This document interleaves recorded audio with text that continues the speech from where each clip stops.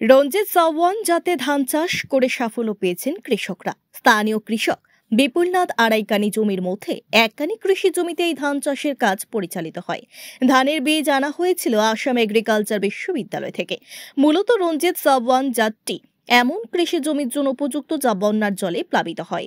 এই জাতে ধান গাছ 15 দিন পর্যন্ত জলের নিচে থাকতে পারে, তবুও এর ফলনে কোনো ক্ষতি হয় না। পরীক্ষামূলক এই চাষের সফলতা এসেছে। কৃষক বিপুলনাথ জানান, তিনি সাধারণত প্রতি মরশুমে তার জমি থেকে 4 থেকে 4.5 কুইন্টাল ধান উৎপাদন করতেন, কিন্তু এবার রঞ্জিত সাওয়ান জাত চাষ করে 8 থেকে 8.5 কুইন্টাল ধান উৎপন্ন করেছেন। এতে তিনি অত্যন্ত খুশি এবং অন্য কৃষকরাও এই নতুন ধানের প্রতি আগ্রহ দেখাচ্ছেন। এই উদ্যোগ সফল করার পেছনে পানিসাগর কৃষি বিজ্ঞান কেন্দ্রে শান্তনু দাস বিষয়বস্তু বিশেষজ্ঞ, শস্য বিজ্ঞান এবং ডক্টর কঙ্কাবতী কলই বিষয়বস্তু বিশেষজ্ঞ কৃষি সম্প্রচার গুরুত্বপূর্ণ ভূমিকা পালন করেছেন। শান্তনু দাস জানান, আসাম এগ্রিকালচার বিশ্ববিদ্যালয় থেকে আনা এই ধান বীজ 2 জায়গায় পরীক্ষামূলকভাবে চাষ করানো হয়। এতে কৃষকরা তাদের উৎপাদন দ্বিগুণ করতে পেরেছেন। প্রতি হেক্টরে প্রায় 5.2 টন ধান উৎপাদিত হবে বলে তিনি জানান। পানিসাগর কৃষি বিজ্ঞান কেন্দ্র ইতিমধ্যেই বিপুল নাথের কাছ থেকে কিছু পরিমাণ ধান কিনবে, যা পরবর্তী চাষের জন্য বীজ হিসেবে ব্যবহৃত হবে।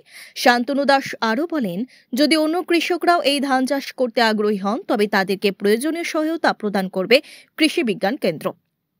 বিপুলনাথ এবং অন্যান্য কৃষকদের অভিজ্ঞতা থেকে বোঝা যায়, রঞ্জিত সাওয়ান যাতে ধান চাষ বন্যাপ্রবণ অঞ্চলে কৃষকদের জন্য একটি নতুন সম্ভাবনার দ্বার উন্মোচন করেছে। যার জমিতে আজকে ধানটা করা হলো, ওনার যে অভিজ্ঞতা, এতে দেখা যাচ্ছে যে প্রায় দ্বিগুণ ওরা কানিতে ধানটা পেয়েছেন। কারণ আমরা ফিল্ডে প্রোগ্রামে দেখলাম যে একটা ছোট ক্রপ কাটিং এক্সপেরিমেন্টের মাধ্যমে যে এখানে কানি প্রতি উৎপাদন প্রায় 800 থেকে 850 কুইন্টাল, যেখানে আগে হয়তো কৃষকরা পেত 450 কুইন্টাল বা 480 কুইন্টাল প্রতি কানি।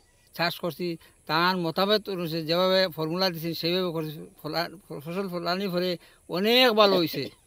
ভালো হওয়ার কারণে আমি চাইছি আগামীতে আমি সব জায়গাতেও দিব, আর আমার কৃষক ভাই যারা চাইব তারা এই বীজটা দিয়া দিব।